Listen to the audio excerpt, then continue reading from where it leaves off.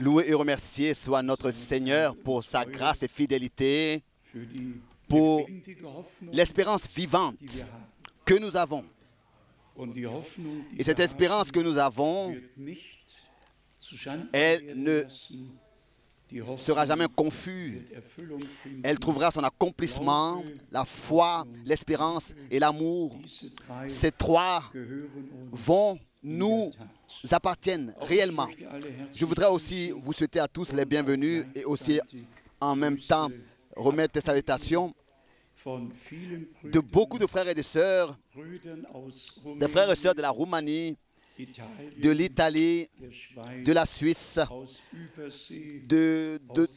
du-delà des mers, des États-Unis, de l'Angleterre, de partout, des frères et des sœurs nous saluent tous et nous souhaitent les riches bénédictions de Dieu, particulièrement aussi de l'Amérique du Sud jusqu'à 380 km au sud de Santiago. Et nous aussi, d'ici, nous remettons nos salutations à tous. Cordialement, nous nous réjouissons de ce que nous pouvons nous réunir et encore utiliser ce temps, réellement utiliser, racheter le temps, car c'est un temps cher, un temps précieux, et comme nous le remarquons, le temps de la grâce va à sa fin. Nous ne voulons pas venir à parler dans les détails des signes des temps aujourd'hui, mais nous avons compris la chose suivante. Alors que notre Seigneur autrefois disait, quand vous verrez Jérusalem entourée d'armées, alors que les croyants s'enfuient dans les montagnes de la Judée, et ceux qui ont écrit l'histoire disent que tous ceux qui suivaient le Messie, quand ils virent que les armées avaient entouré Jérusalem, donc ils ont quitté la ville, et ce sont ceux-là justement qui ont sauvé leur vie. Et je pense aux paroles de notre Seigneur pour notre temps.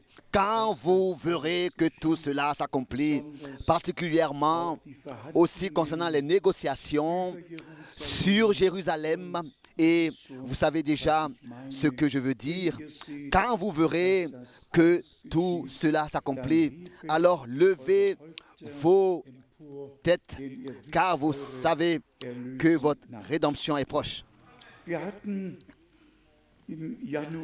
En janvier, nous avions eu plusieurs réunions merveilleuses à Gibraltar et aussi en Espagne. Nous remercions Dieu de ce qu'il appelle à sortir et qu'il se révèle aux siens.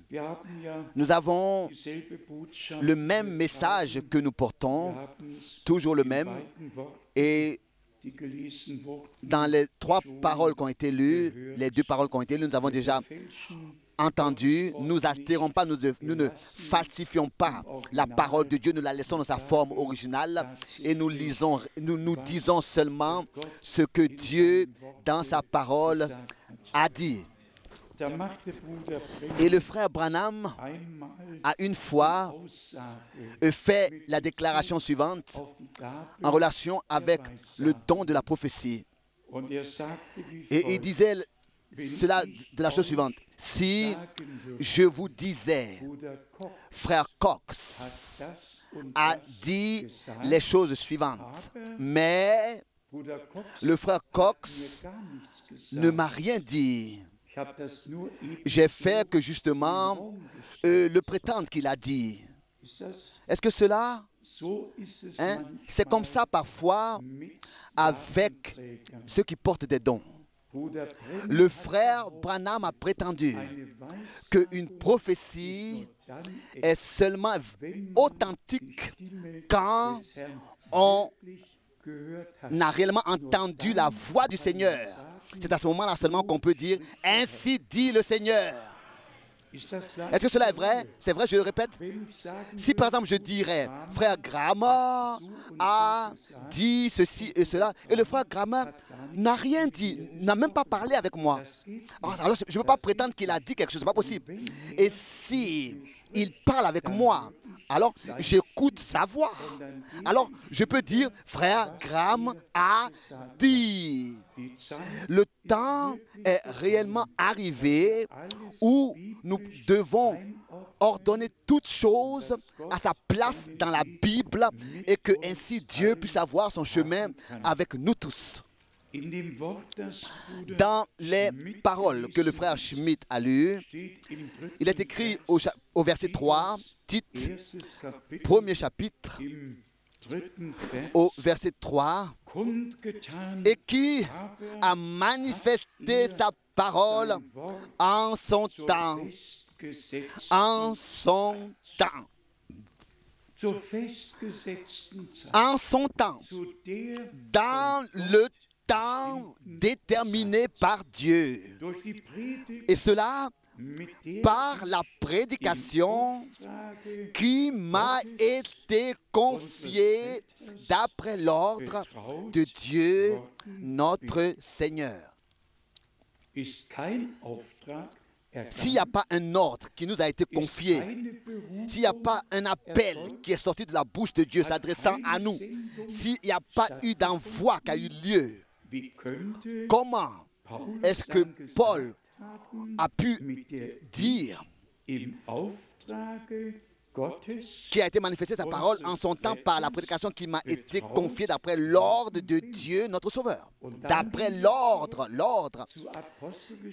Donc, et avec cela, si nous allons dans Actes des Apôtres, chapitre 9, Actes des Apôtres au chapitre 22, Actes des Apôtres au chapitre 26, et écoutons ces paroles, les paroles que le Seigneur lui-même a adressées à Saul alors qu'il allait à Damas. Il a entendu la voix retentir s'adressant à lui. Il a entendu la voix de manière acoustique avec ses oreilles naturelles. C'était ensuite l'ordre auquel il pouvait se référer ici, par exemple, dans Tite, chapitre 1, d'après l'ordre de Dieu notre Sauveur. Et d'après cet ordre qu'il avait reçu de prêcher la parole, il pouvait apporter le message de l'heure. Ça a été la même chose avec le frère Balaam et avec tous les prophètes.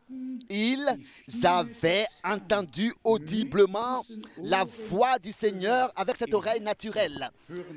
Dans notre cœur, tous nous entendons la voix du Seigneur.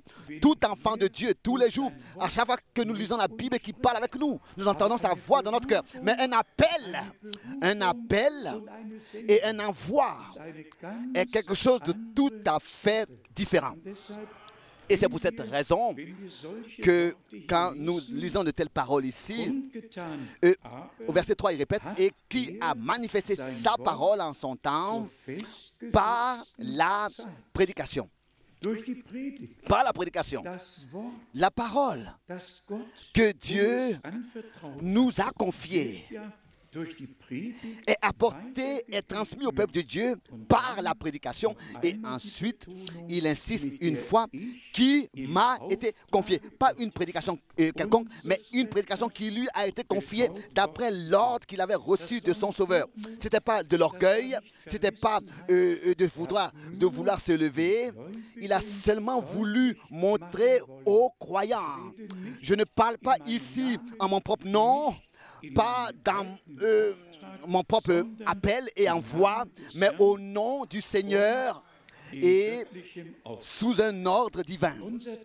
Notre sujet est toujours le même, le retour de Jésus-Christ, notre Seigneur et Rédempteur, et la préparation de l'Église épouse pour le jour glorieux du retour de notre époux.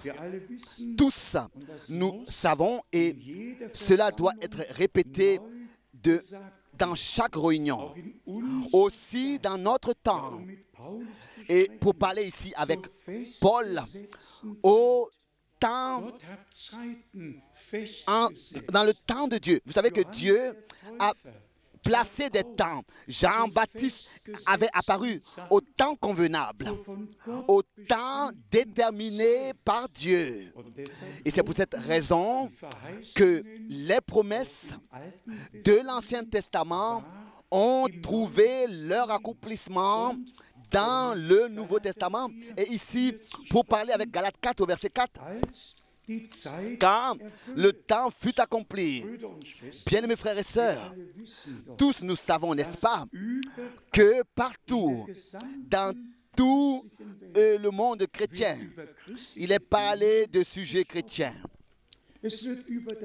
Il est parlé du sujet sur la divinité, de la divinité, du sujet sur le souper du Seigneur. Il est parlé du baptême d'eau. Les différents sujets bibliques sont traités partout, sont les mêmes dans chaque église et église libre. Mais tous disent sur le même sujet leurs opinions différentes, ce qu'ils voudraient bien dire ou alors ce qui s'ajuste et à sa place dans leur façon de voir les choses. Et tous disent des choses différentes sur le même sujet. Mais aujourd'hui, cela n'a pas le droit. Ici, cela n'a pas le droit d'être. Nous devons, quand nous disons quelque chose, aller d'écriture en écriture. Prendre l'Ancien et le Nouveau et l'Ancien Testament, passer des évangiles aux actes des apôtres et aux épîtres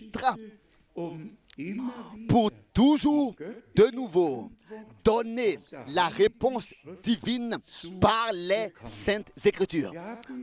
Nous avons plusieurs versets bibliques que nous voulons partager avec vous. Et ensuite, j'ai aujourd'hui amené avec moi une prédication de frère Branham. Les dernières 5 prédications que frère Branham, en décembre 1965, a tenues. Les 5 prédications, je les ai utilisées, je les ai choisies pour qu'elles soient lues, lire quelques déclarations dans les réunions que nous avons. Les 5 dernières prédications de la bouche de frère Branham. Et je dois vous dire que je suis touché de voir avec quelle exactitude il a parlé. Et aussi les différents sujets, par exemple le sujet de l'enlèvement. Comment est-ce que ce sujet est devenu important pour lui-même? Et comment est-ce que dans tous les détails, il a parlé de ce sujet? Mais avant que nous venions à parler de cela, je voudrais, à cause des frères qui dans le monde entier ou alors dans différents pays sortent de la tranquillité et du calme par des interprétations d'écriture qui ne sont pas bibliques. Et je voudrais rapidement seulement lire quelques versets bibliques à cause de cela. Comme premier verset, Jean 14, connu de nous tous. Jean 14, ici nous avons la promesse que le Seigneur, par sa grâce, nous a accordée, qu'il irait nous préparer une demeure et qu'il reviendra nous prendre auprès de lui. Jean 14, ça ne devrait pas seulement être lu. Tous peuvent le lire. Jean chapitre 14, versets 2 et 3. Il y a plusieurs demeures dans la maison de mon Père. Si cela n'était pas, je vous l'aurais dit. Je vais vous préparer une demeure. Et lorsque je m'en serai allé et que je vous aurai préparé une place, je reviendrai et je vous prendrai avec moi afin que là où je suis, vous y soyez aussi. La promesse et la description est claire. sont claires. Nous préparer une demeure dans la maison de son Père. Il y a plusieurs demeures dans la maison de mon Père. Je vais vous préparer une place. Tous, nous attendons ce jour dans lequel nous serons pris à la maison pour être près du Seigneur pour toujours. Tel qu'il est allé nous préparer une place. C'est ainsi que nous aussi, nous devons nous préparer pour être présents quand, en tant qu'époux, il reviendra pour prendre l'épouse auprès de lui. À cela, cette parole connue seulement pour faire mention de Matthieu 25, Matthieu 25, et nous devons réellement être attentifs et faire attention à chaque parole, à chaque verset. Matthieu 25, ici nous avons le texte devant nous, à partir du verset 1 jusqu'au verset 13. Je lis seulement le verset 10. Matthieu chapitre 25, verset 10. Pendant qu'elles allaient en acheter, l'époux arriva, celles qui étaient prêtes entrèrent avec lui dans la salle des noces et la porte fut fermée. Dans l'évangile de Marc, nous avons un contexte tout à fait différent. Dans Marc 13, il n'est pas parlé de l'époux et des vierges. Lisons ici dans Marc 13, tel que c'est écrit. Dans l'évangile de Marc, le chapitre 13, à partir du verset 24. Et c'est très important dans l'enseignement, dans les enseignements bibliques, d'avoir de la clarté sur le contexte et le déroulement des événements pour comprendre la signification des choses. Dans Marc 13, au verset 24. Mais dans ces jours, après cette détresse, le soleil s'obscurcira, la lune ne donnera plus sa lumière. Pour rendre la chose plus claire, il s'agit ici de ce que de Marc 13, le verset 35, ils interprètent cela, ils relient cela à Matthieu 25, ils relient Marc 13 avec verset 35 avec Matthieu 25. Ici dans Marc 13, au verset 35, il est dit, « Veillez donc, car vous ne savez quand viendra le maître de la maison. » Pas l'époux, le maître de la maison, ou le soir, ou au milieu de la nuit, ou au chant du coq, ou le matin.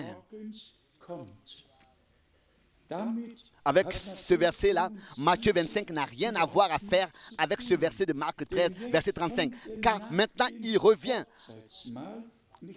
Car ici, dans Marc 13, au verset 35, il revient ici après le repas des noces. Le repas des noces dans Marc 13. Et c'est très important de savoir quel est le contexte de ce qu'on est en train de lire.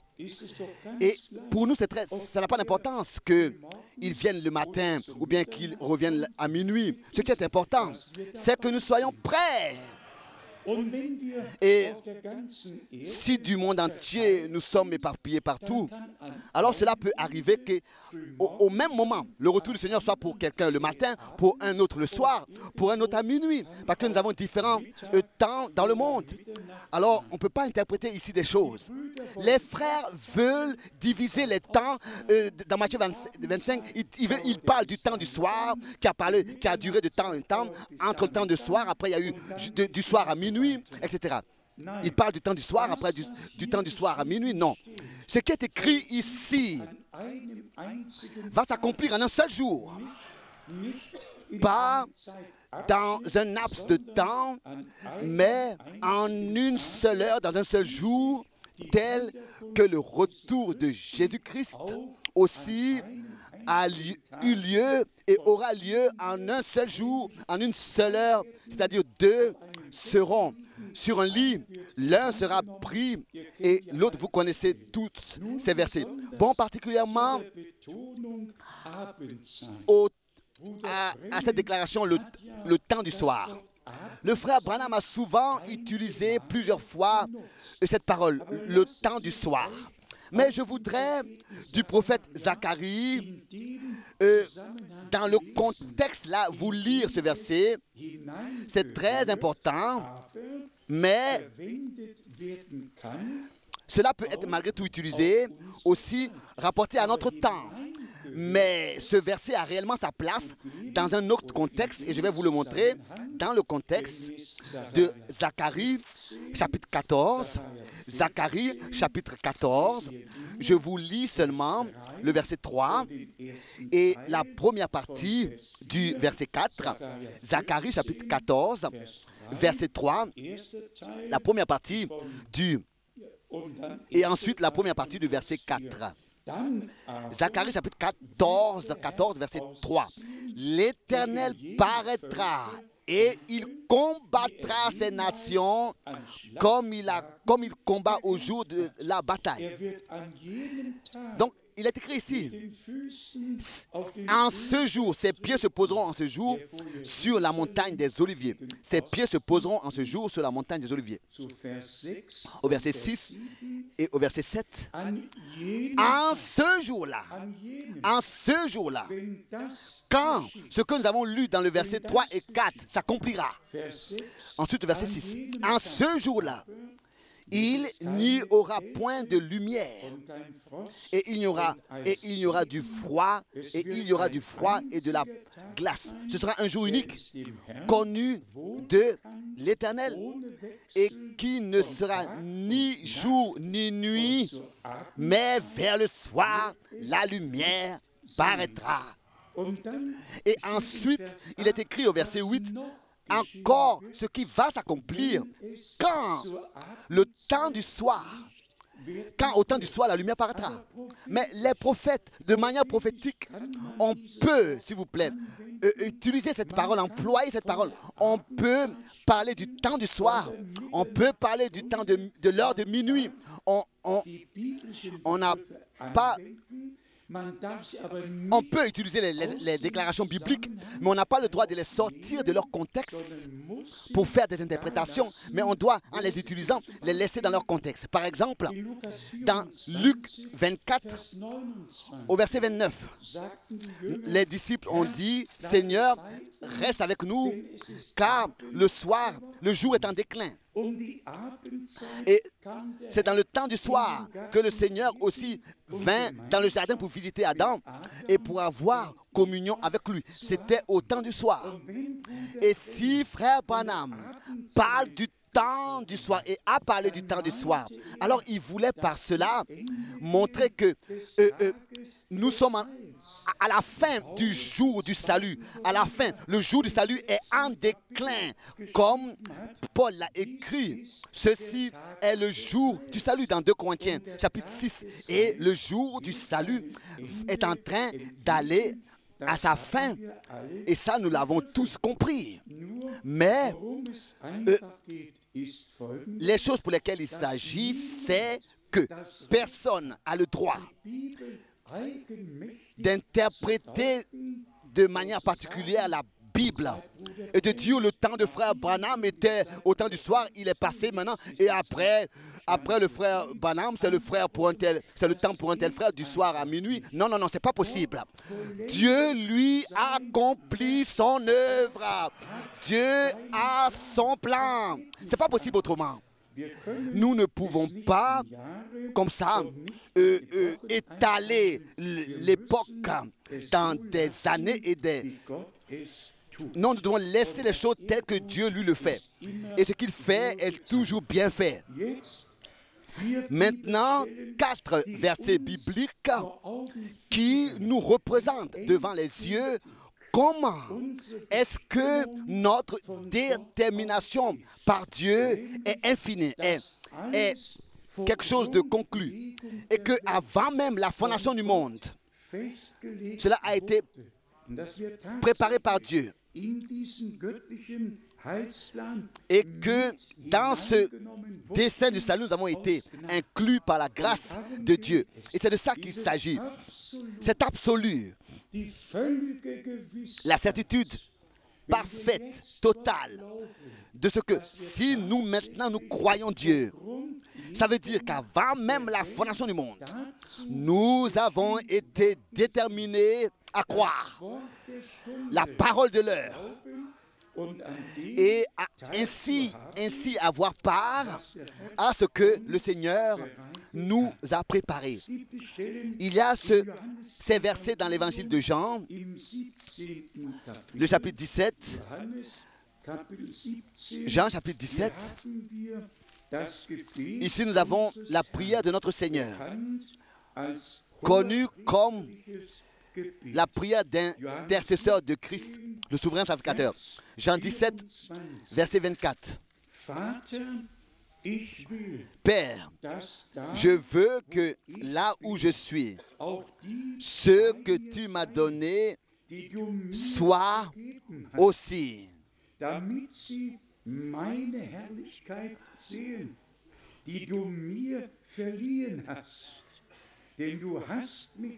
Parce que tu m'as aimé avant la fondation du monde.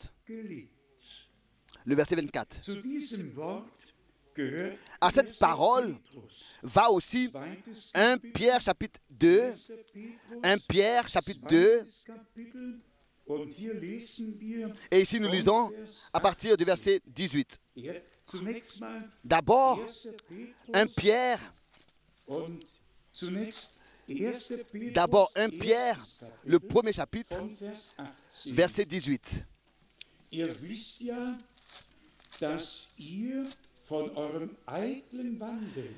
Vous savez que ce n'est pas par des choses périssables, par de l'argent ou de l'or, que vous avez été rachetés de la vaine manière de vivre que vous aviez hérité de vos pères,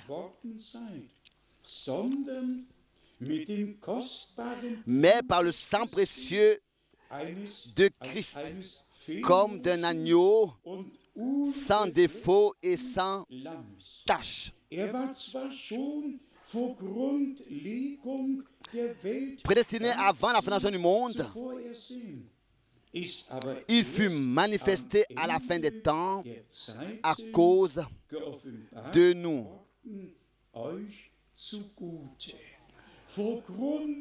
Avant même la fondation du monde. 1 Pierre chapitre 1 verset 18 à 20. À cause de vous. À cause de vous. Donc avant même la fondation du monde. Nous avons ici la parole dans 1 Pierre maintenant le chapitre 2. 1 Pierre le chapitre 2. 1 Pierre le chapitre 2. Au verset 10. Pour représenter aux yeux, pour montrer aux vrais croyants que ce que Dieu a fait a une valeur éternelle et est valable éternellement. 1 Pierre chapitre 2, verset 10. Vous, qui autrefois n'étiez pas un peuple et qui maintenant êtes le peuple de Dieu, vous qui n'aviez pas obtenu miséricorde et qui maintenant avez obtenu miséricorde. Éphésiens, chapitre 1, verset 4. Éphésiens, chapitre 1, verset 4. En lui, Dieu nous a élus avant la fondation du monde pour que nous soyons saints et irréprochables devant lui.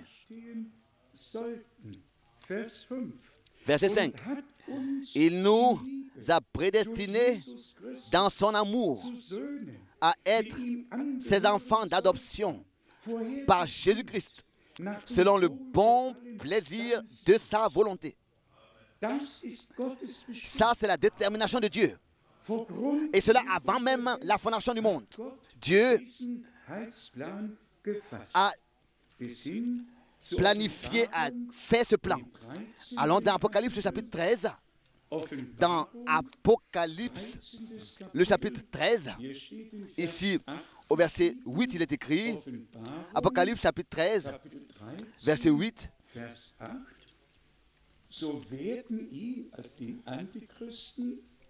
donc concernant l'Antichrist, et tous les habitants de la terre l'adoreront, ceux dont le nom n'est pas écrit dans le livre de vie de l'agneau qui a été immolé dès la fondation du monde.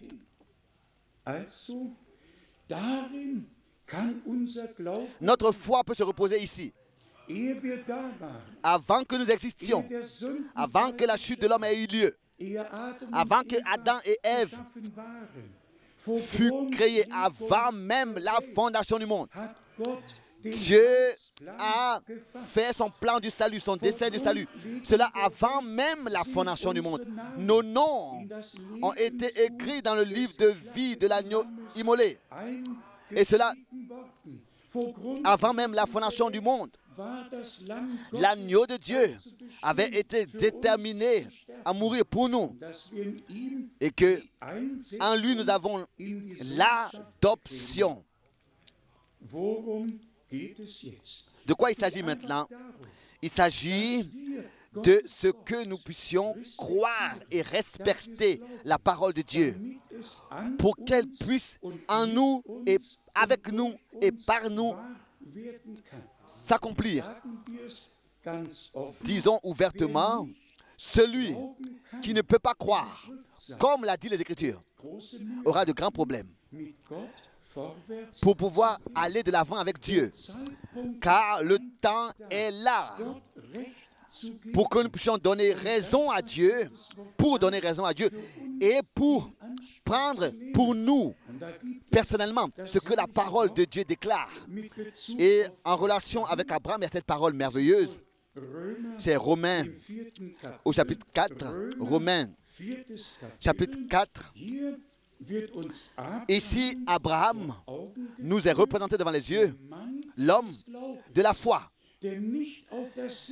qui ne regardait pas aux choses visibles, aux circonstances, ne regardait pas à lui, ne regardait pas à Sarah, mais qui regardait à l'invisible comme s'il le verrait. Il le voyait parce qu'il lui avait été donné la promesse. Une promesse lui avait été donnée. Romains chapitre 4. Nous lisons seulement à partir du verset 19 et 20.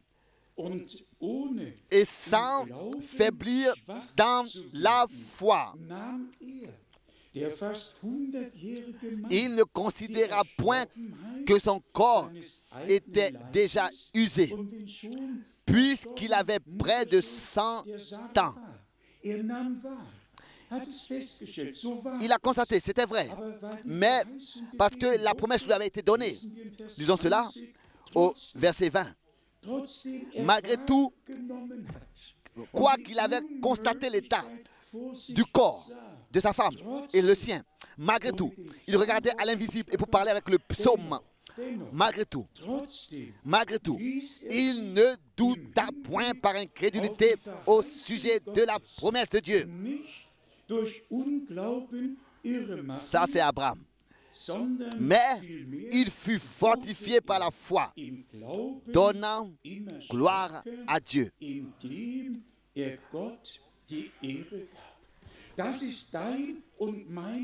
Ça, c'est ta position, c'est ma position. C'est ta détermination, c'est ma détermination. Même si autour de nous, nous pourrions constater différentes choses. Et que nous avions même la question, est-ce que cela sera possible? Non. Si Dieu lui a donné une promesse, alors il veille sur cette parole. Alors il accomplit. Il accomplit ce qu'il a dit. Nous avons ici cela confirmé au verset 21. Et ayant la pleine conviction que ce qu'il promet, il peut aussi l'accomplir. Oui. Comment est-ce que nous vivons? Nous vivons aussi dans la pleine conviction que, et ça c'est un don de Dieu adressé à tous ceux qui ont reçu les promesses de Dieu de tout leur cœur et qui les croient. Le don de Dieu, le cadeau de Dieu consiste à ce que nous pouvons vivre dans la pleine conviction que ce que Dieu promet, il ne le promet pas seulement, mais il peut aussi l'accomplir. Il peut le réaliser. Et c'est en cela que notre foi se repose. Nous avons dit qu'il s'agit de l'appel à sortir, il s'agit de la préparation de l'Église épouse de Jésus-Christ. Ça, c'est l'ordre de l'heure. Ça, c'est l'objectif de la parole que Dieu a, par sa grâce, accordée pour ce temps, dans ce temps. Ici, frère Branham, dans cette prédication, dit, il était la parole, citation, et l'épouse doit aussi être la parole.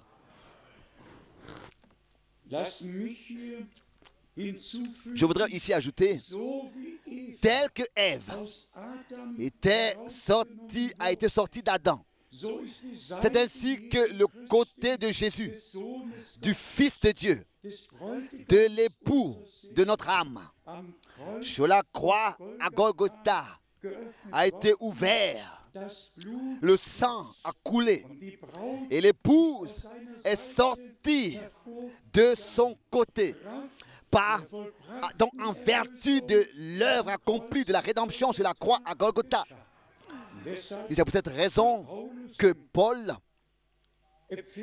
dans Éphésiens au chapitre 5, a pu écrire que nous sommes chairs de sa chair, eau de ses os. Encore, frère Branham dit, une parole doit être ajoutée à l'autre. La justification que Luther a prêchée, la sanctification que Wesley prêchait, le baptême du Saint-Esprit qui a été prêché par la Pentecôte, par les pentecôtistes, et la restauration des dons et tout le reste vont ensemble et s'ajustent à cela, doivent être ajoutés à cela. Il faut qu'une parole suive une autre et soit placée l'une après l'autre. Vie pour vie, pierre sur pierre, pour que l'épouse soit manifestée parfaitement à l'image du Christ. Frère Branham a sûrement, dans ses pensées, voulu faire mention, et ça il a aussi exprimé, que tout produit selon son espèce. C'est ainsi que cela est déjà écrit dans Genèse. Dans chaque plante, dans chaque semence, il y avait déjà le germe de vie, et tout ce qui est semé, tout ce qui a été semé et planté a produit selon son espèce. Et ici, il s'agit maintenant de ce que nous puissions réellement, par la nouvelle naissance de la parole et de l'esprit, naître pour devenir des fils et des filles de Dieu. Et notre établissement dans l'adoption, l'expérimenter réellement. Expérimenter notre établissement dans l'adoption. Ici, frère Branham dit, déclaration, rappelez-vous, vous étiez un attribut, seulement une partie. Après que nous avions trouvé ces choses et que nous savons que Christ vient pour son épouse, c'est seulement alors la question qui est à poser. Comment est-ce que nous entrons dans son épouse pour devenir une partie d'elle? C'était la question. Comment devenir l'épouse? Il est l'époux. Mais comment est-ce que nous allons devenir l'épouse? Parce qu'il vient pour chercher l'épouse. L'église épouse, donc, il est dit encore ensuite, ça c'est la question. Beaucoup disent, joins-toi à notre assemblée, à nos réunions. Les autres disent qu'il s'agit d'être baptisé d'une certaine manière. Les autres disent de nouveau autre chose. Les uns disent, vous devez parler en langue, sinon vous ne l'avez pas reçu. Les autres disent, vous n'avez pas besoin de parler en langue. Les autres disent, bon, ainsi, les autres disent cela comme ça, les autres d'une manière différente. Il y en a qui disent, vous devez danser dans l'esprit. Vous devez crier de joie pour le recevoir. Vous devez avoir une expérience, un sentiment, recevoir des sensations. Et maintenant, nous nous posons la question. Parce que les différentes personnes disent, c'était aussi dans Matthieu 16 la question du Seigneur. D'abord, elle a posé cette question aux disciples. Que disent les hommes de ce que je suis, le Fils de l'homme? Et ensuite, il y a eu différentes réponses de la même question. Et ensuite, la seule et unique réponse juste a été accordée par l'inspiration, accordée par Dieu lui-même. Tu es Christ, le Fils du Dieu vivant. Et c'est de ça qu'il s'agit aujourd'hui. Pas de différentes réponses, mais de la révélation du Saint-Esprit. Ensuite, Frère Branham dit ici la chose suivante, déclaration. Tout cela est très bien. Mais malgré tout, c'est toujours encore faux. Comment est-ce qu'un homme, ou alors une femme, peut devenir un enfant de Dieu? Comment est-ce qu'un homme et une femme, qui sont une fille et un fils de Dieu, peuvent rejeter et renier la parole de Dieu qui a été accordé par l'Esprit de Dieu duquel ils sont nés? Comment est-ce qu'une femme et un homme, un enfant de Dieu, qui est né de l'Esprit de Dieu, peut renier la parole de Dieu alors que c'est Dieu lui-même qui la confirme et qui a accompli ce qu'il a dit? Ensuite, il continue, déclaration. C'est de ça qu'il s'agit. Je l'ai promis, dit le Seigneur, et je vous l'ai montré, je vous l'ai rendu clair, et cela s'accomplit. Ils doivent le reconnaître. Comment est-ce que Christ pouvait renier sa propre parole? Si Christ est en vous, il ne peut pas renier sa propre parole. Cela est clair pour nous, n'est-ce pas? Les sujets bibliques doivent être ordonnés de manière biblique, pas d'interprétation, pas d'explication, mais simplement dire que dit l'Écriture. Frère Branham, ici, entre en jugement avec tous et aussi avec nous aujourd'hui. On ne nous pose pas la question aujourd'hui. Aujourd'hui, la question n'est pas posée en ce qui concerne les charismatiques et d'autres communautés. Ce n'est pas de ça qu'il s'agit aujourd'hui, de toutes ces différentes communautés et églises qui ont leur propre programme. Aujourd'hui, le Seigneur s'adresse à nous. Et nous venons, n'est-ce pas, de différentes directions de foi. Mais il n'y a qu'un seul point de rencontre. Et c'est toujours la parole de Dieu.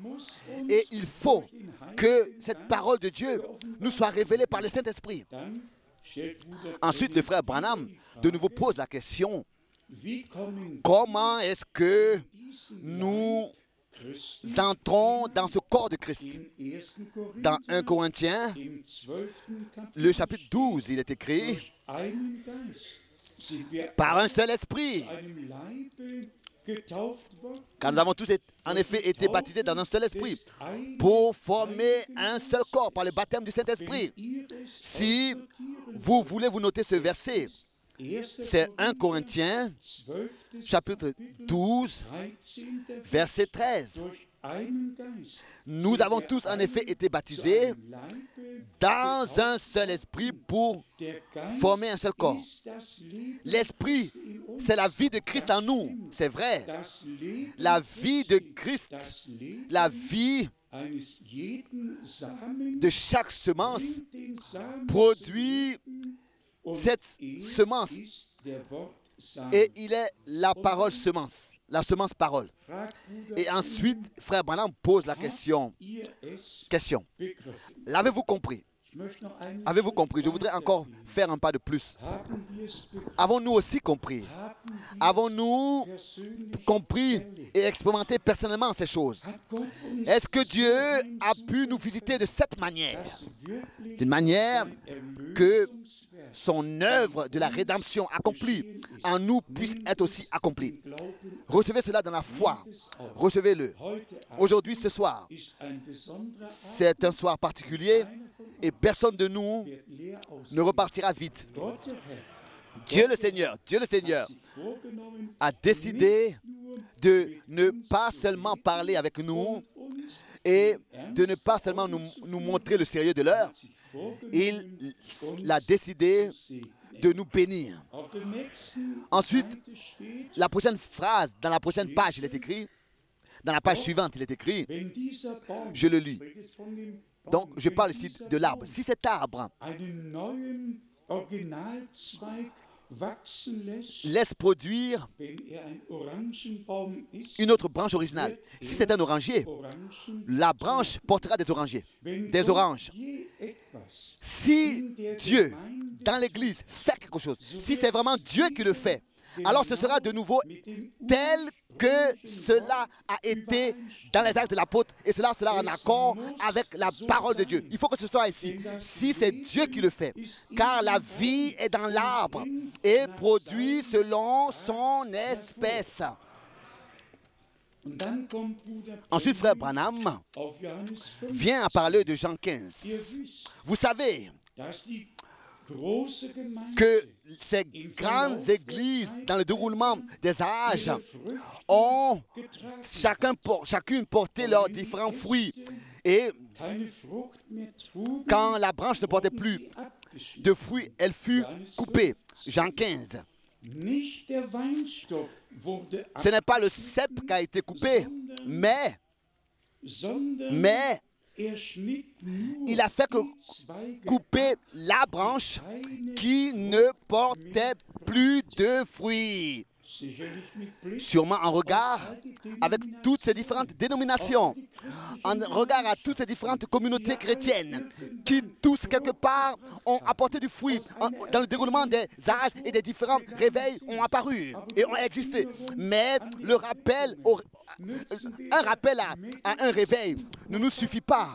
Que ce soit le réveil baptiste, pentecôtiste et tous ces différents rappels des différents réveils ne nous suffisent pas. Nous avons besoin aujourd'hui de la directe présence de Dieu et de l'action du Saint-Esprit. C'est ce dont nous avons besoin aujourd'hui. Pas seulement un rappel. Et ensuite, ça continue ici. Déclaration. Jésus veut avoir des fruits pour lui. Alors ici, il dit, sa femme, il veut dire par là, l'Église doit produire de tels enfants, tels que lui-même Jésus il est. C'est pour cette raison que la parole semence dans l'Église est prêchée et apportée pour que des fils et des filles de Dieu naissent de nouveau de cette parole qu'ils écoutent, tel qu'il est écrit ici. Et ensuite, si ce ne sont pas de tels enfants, enfants épouses, des enfants paroles qui sont produits, si cela n'est pas produit ainsi, ça veut dire que ce sont des enfants d'une différente dénomination. Oui, et cela est vrai encore. À quoi est-ce que ça sert d'être membre dans une différente communauté quelconque? Le Seigneur dit, je suis le cep, vous êtes les sarments. Et c'est de ça qu'il s'agit maintenant, que réellement la vie de Dieu en nous, par la grâce de Dieu, soit manifestée. Et maintenant, il y a quelque chose de très important qui suit. Et là, frère Branham fait mention d'Enoch. D'Enoch qui fut enlevé. Ce sujet, n'est-ce pas, est l'enlèvement. D'abord, frère Branham dit, ici dans la prédication d'enlèvement, la parole de Dieu est l'original. Elle est la parole. C'est la parole. Et il faut que cette parole soit manifestée dans le temps voulu de Dieu. Du Père, ceux qui ont été élus du Père, dans le temps prédestiné, ils seront chacun produits selon son espèce. Alors, la question est la posée. Comment est-ce que nous devenons une partie de l'Église? Encore une fois, par un seul esprit. Par un seul esprit, nous avons été baptisés dans un seul corps, le corps du Christ. Baptisés dans un seul esprit pour former un même corps. Ça, c'est l'épouse. Les deux. Église, corps, parole et épouse. Maintenant, nous arrivons ici à un point très critique et je vais encore une fois lire une déclaration. Maintenant, nous voulons voir, est-ce que dans ce dernier âge nous vivons, maintenant nous voulons voir est-ce que nous vivons dans le dernier âge ou pas. Si nous allons dans Genèse chapitre 5, ou bien alors, si nous ouvrons l'évangile de Luc, au chapitre 3, alors nous pouvons voir que Enoch était le septième après Adam. Alors frère Branham dit, cela ne me plaît pas tellement, mais je ne vais pas manquer de le citer, car même malgré tout. Ici frère Branham dit, ici, nous touchons la semence du serpent, car Caïn, car si Caïn avait été le fils de Caïn, si Caïn avait été le fils d'Adam, alors Enoch aurait dû être le huitième. Il n'est pas écrit quelque part dans la Bible que Caïn était le fils d'Adam. La Bible dit qu'il était du diable. 1 Jean chapitre 3 au verset 12. Adam n'était pas du diable, n'était pas du malin, mais Caïn était du malin. Encore ce passage, nous avons vu que Enoch était le septième après Adam, le septième depuis Adam, et ça c'est une image des âges de l'Église, car les 6 avant lui sont morts, mais Enoch le septième fut transformé. Enoch le septième fut enlevé. C'est un type des âges de l'Église pour que nous puissions comprendre que l'enlèvement aura lieu dans le septième âge de l'Église et qu'il n'y a pas de doute en cela que maintenant nous vivons dans le septième âge de l'Église. Et ici, frère Branham dit encore, ça nous le savons tous.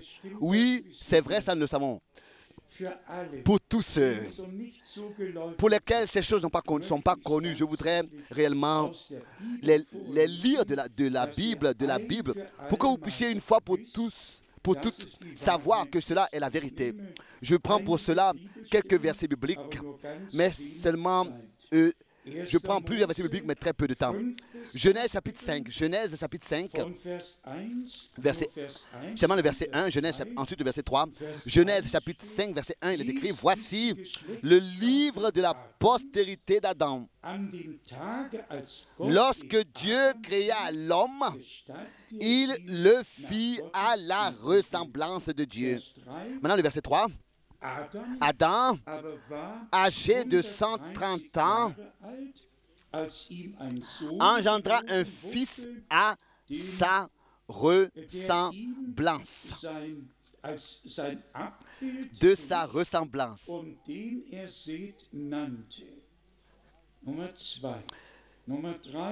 Et il lui donna le nom de Zeth.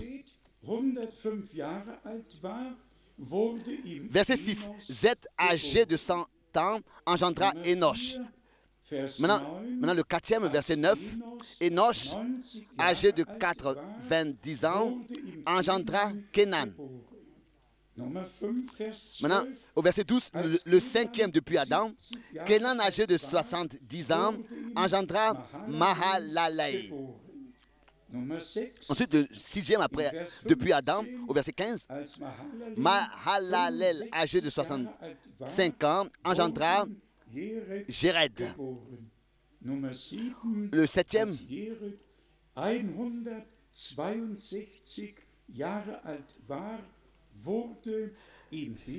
Jéred, âgé de 162 ans, engendra Enoch. Verset 18.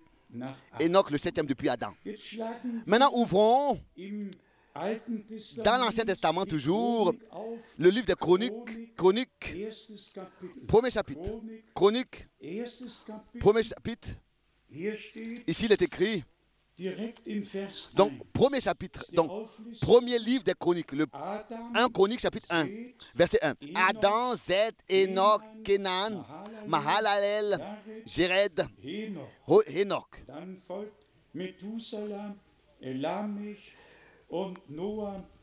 Ensuite suit Methushélah, Lémec, Noé, Sem, Shem et Japhet. Donc, dans le Nouveau Testament, nous l'avons dans Luc, chapitre 3, le dernier verset. Ici, il est écrit, cela est compté à l'envers. Les choses suivantes. Luc 3, lisons peut-être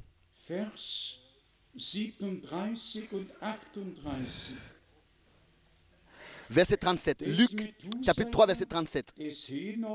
Fils de Mathusala, fils d'Enoch, fils de Jared, fils de Malélel, fils de Cainan, fils d'Enos, fils de Zet, fils d'Adam, fils de Dieu. Donc Enoch, le septième, depuis Adam. Et Caïn n'est dans aucun registre. Nous pouvons le lire aussi dans le Nouveau Testament. Dans Jude, cela est aussi écrit.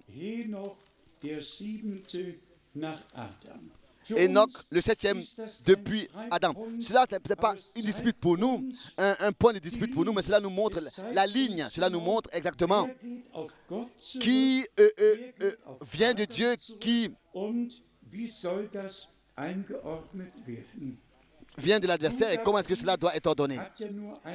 Jude a seulement qu'un seul chapitre, le verset donc 14.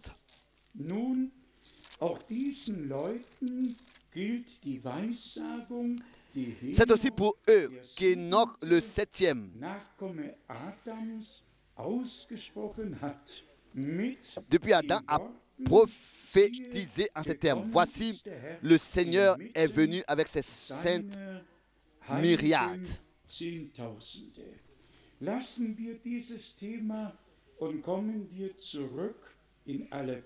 Laissons ce sujet et revenons très rapidement pour comprendre de quoi il s'agit. Dans la prédication de l'enlèvement, Frère Branham a montré de manière très claire, et ça il a toujours fait, mais ici en insistant. Et pourquoi? Pour que aucun de nous manque le but, mais que tous nous puissions atteindre le but, et que tous nous puissions avec Dieu faire les expériences qui sont nécessaires pour être prêts à aller de l'avant, tel que nous l'avons lu de l'Épître aux Romains. Faire comme Abraham a fait. Ne pas se laisser égarer par l'incrédulité en regardant à notre état, à l'état des autres, à nos faiblesses, aux faiblesses des autres, à ce que nous voyons, à ce que nous entendons, pas à nos fautes et aux fautes des autres, mais de regarder à l'invisible, à celui qui a donné la promesse, d'une manière que c'est ainsi que nous ne serons pas confus, mais que de tout notre cœur nous pourrons croire et porter, donc voir le but, c'est-à-dire être prêt lors du retour de Jésus-Christ, notre Seigneur, notre époux. Pensez à cela, pensez à tous ces versets bibliques qui parlent, qui traitent ce sujet, disant qu'avant même la fondation du monde, Nous avons été élus pour appartenir à Dieu par l'élection en accord avec le dessein du salut qu'il a planifié et fait avant même la fondation du monde. Et ça, c'est quelque chose qui ne peut pas annuler. Dieu a pris cette décision et a décidé cela, et cela est valable pour toute éternité. Et si notre Seigneur dit, je vais vous préparer une place et je reviens vous prendre auprès de moi, alors ça veut dire qu'il revient.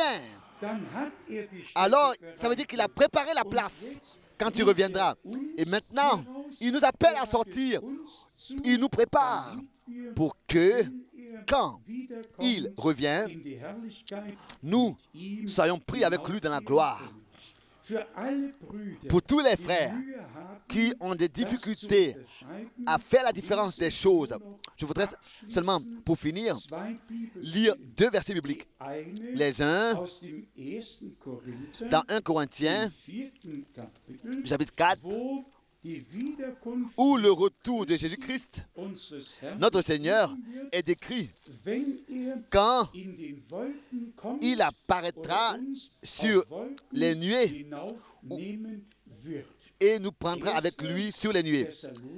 Dans 1 Thessaloniciens, pardon, pas Corinthiens, dans 1 Thessaloniciens, chapitre 4, verset 17. 1 Thessaloniciens, chapitre 4, verset 17.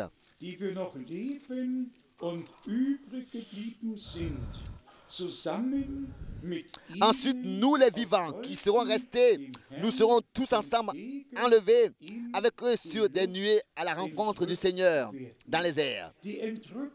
L'enlèvement ne sera pas un enseignement. L'enlèvement sera une réalité. Il reviendra. Les trompettes retentiront, la voix de l'archange se fera entendre et il reviendra. Ensuite, nous avons dans 1 Thessaloniciens, au chapitre 5, au verset 23, il est écrit, 1 Thessaloniciens chapitre 5, verset 23, que le Dieu de paix lui-même vous sanctifie tout entier, et que tout votre être, l'esprit, l'âme et le corps soient conservés irréprochables lors de l'avènement de notre Seigneur Jésus-Christ. Maintenant, il est dit, celui qui vous a appelé est fidèle, c'est lui qui le fera.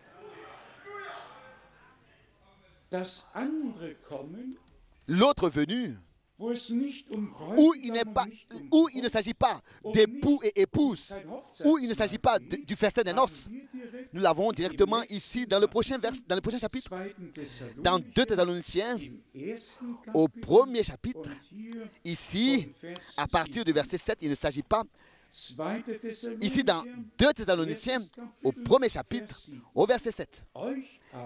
Et de vous donner, à vous qui êtes affligés, du repos avec nous lorsque le Seigneur Jésus apparaîtra du ciel avec les anges de sa puissance, au milieu d'une flamme de feu pour punir ceux qui ne connaissent pas Dieu et ceux qui n'obéissent pas à l'évangile de notre Seigneur Jésus. S'il vous plaît, ça, ici, il s'agit de tout à fait une autre venue. Elle n'a rien à voir à faire avec le retour du Christ. Et pour parler de l'époux qui reviendra pour prendre son épouse, cela n'a rien à voir à faire avec cet événement de Matthieu 25. Alors, que nos frères puissent reconnaître et admettre que nous devons dispenser correctement la parole de Dieu, en ce que nous laissons chaque événement dans le contexte dans lequel il s'accomplira et dans le contexte correct. Matthieu 25 a son contexte déterminé par Dieu, et aussi Luc 12 et Marc 13. Tous ces versets bibliques ont leur place.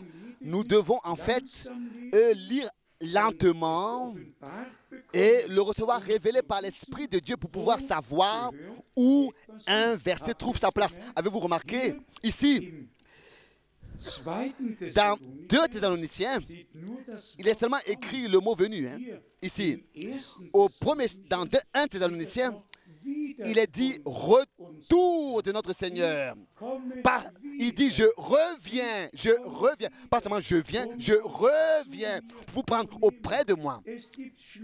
Il y a des paroles clés, des mots clés dans les Saintes Écritures qui nous révèlent le contexte de ce que nous sommes en train de lire et nous accordent le mystère, accès au mystère. Lisons ici encore une fois ce verset.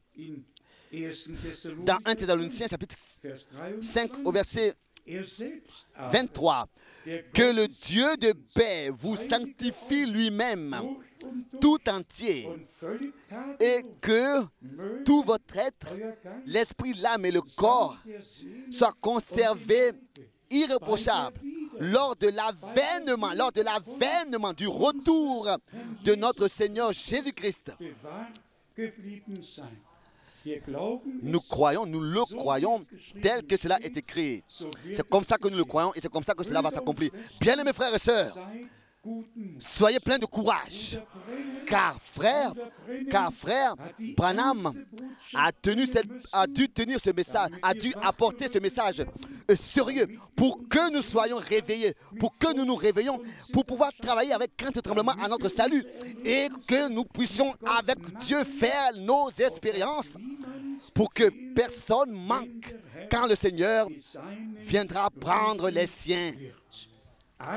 Tout en son temps, et comme nous l'avons lu dans Tite, dans son temps, à son temps. Oh, quelle parole merveilleuse. Il a manifesté sa parole en son temps. Aussi pour notre temps. S'il vous plaît, lisez tous encore une fois ce que nous avons lu dans Tite en son temps. Il a manifesté sa parole. Je relis encore Tite chapitre 1, verset 3. Et auparavant, il est parlé, n'est-ce pas, de l'élection de l'élection de Dieu. Et que nous pouvons encore lire du premier verset, Tite chapitre 1, verset 1. Paul, serviteur de Dieu et apôtre de Jésus-Christ, pour la foi des élus de Dieu et la connaissance de la vérité qui est selon la piété.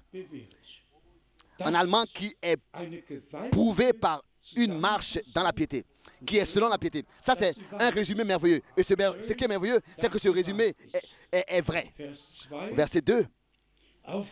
Lesquels reposent sur l'espérance de la vie éternelle, promise avant tous les siècles par le Dieu qui ne ment point. Avant même la fondation du monde. Des temps éternels, des siècles, par le Dieu qui ne ment point. Ensuite, et qui a manifesté sa parole en son temps par la prédication qui m'a été confiée d'après l'ordre de Dieu, notre Sauveur. Frère Branham avait un envoi direct, un mandat direct, un ordre, un appel divin et un message. Et ce message, contenant toutes les promesses et tout ce qui appartient à ce que Dieu s'est décidé de faire, c'est après le retour à la maison de Frère Branham que ce message a été porté dans le monde entier. Et nous sommes témoins de cela et reconnaissants de ce que aussi pour notre temps, Dieu a eu une parole bien précise et un temps qu'il a préparé pour que cette parole soit manifestée. Pour que ainsi maintenant, par la prédication qui nous a été confiée, tout le dessein du salut de notre Dieu, le conseil du salut de notre Dieu, qu'il a planifié de toute éternité, soit prêché. Bien-aimés frères et sœurs, disons-le au nom du Seigneur. Il nous a été accordé une grande grâce Le Dieu Tout-Puissant, dans notre époque, est descendu sur terre. Et il s'est rappelé de son alliance et de sa parole. Il n'a pas oublié ses promesses. Il n'a pas oublié son peuple. Et c'est ainsi qu'il nous a visités et qu'il a apporté le dernier message, le message de l'appel à sortir et de la préparation de l'Église épouse pour le jour glorieux de Jésus-Christ, notre Seigneur. Que Dieu le Seigneur nous bénisse et soit avec nous tous. Amen. Amen. Levons-nous pour la prière. Peut-être que il y a quelques-uns parmi nous qui ont des requêtes que nous pouvons amener au Seigneur, apporter au Seigneur. Qui a une requête particulière? Cela aussi à sa place ici, dans la réunion, que ceux qui sont fatigués et chargés viennent au Seigneur.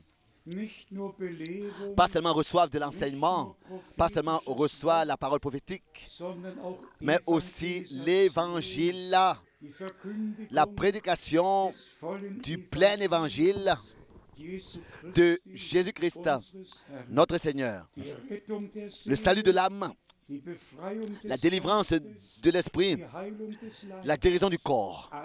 Tout a eu lieu pour nous. Et cela sur la croix à Golgotha. L'œuvre de la rédemption est accomplie. Personne n'a besoin de se perdre, mais tous peuvent venir au Seigneur, trouver grâce devant lui et croire sa parole, et ainsi affermir leur appel et leur élection et leur prédestination, ainsi renouveler leur alliance avec Dieu et consacrer au Seigneur entièrement leur vie. Ceci est le jour que le Seigneur a fait pour nous. Nous voulons,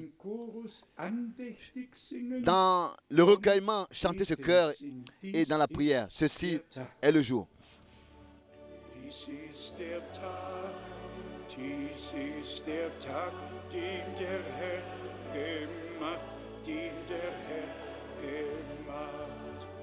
Dies ist der Tag, den der Herr gemacht. Lasset uns froh und dankbar sein. Lasset das Wort und den Geist hinein. Dies ist der Tag, der Herr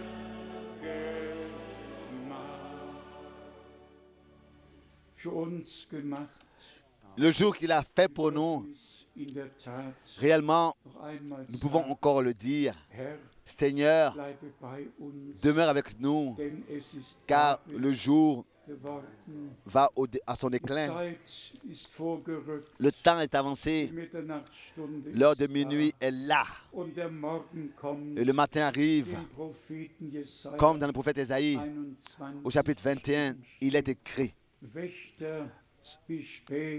Sentinelle, quelle heure il est dans la nuit? Le matin arrive, mais il fait encore nuit.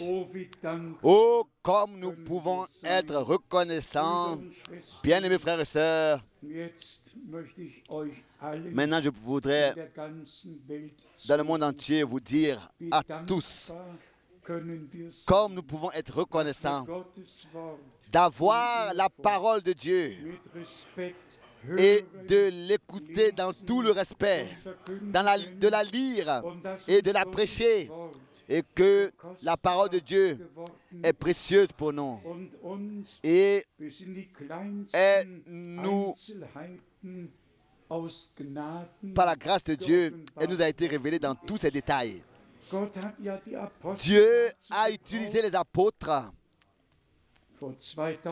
il y a 2000 ans d'ici, et dans notre temps, il a utilisé Frère Branham pour nous ramener à l'original, au commencement, et ainsi nous apporter en accord avec la parole de Dieu. Complètement à la fin, il faut que l'épouse et l'époux soient un. Parole et esprit doivent être présents dans le cœur des croyants. Et pour parler avec 1 Jean 5, verset 7, les trois sont un. La parole, l'esprit et l'eau. Et le sang, et le sang, et le sang. Et le sang. Et l'esprit agit dans la troupe des rachetés en révélant la parole et nous conduit de clarté en clarté. Nous sommes très, très reconnaissants à Dieu. Très, très reconnaissants à Dieu. En son temps, il a manifesté sa parole. Manifesté, et cela à la fin du temps de la grâce. Il a ouvert nos yeux pour l'accomplissement des prophéties bibliques. Ouvert nos yeux pour le message de l'heure. Nos cœurs, il a ouvert nos cœurs pour recevoir tout ce qu'il a à nous dire et pour le recevoir révélé par le Saint-Esprit. Notre Dieu est un Dieu fidèle. À lui appartient toute la gloire, l'honneur et l'adoration, maintenant et dans toute l'éternité. Nous voulons encore chanter. Nous donnons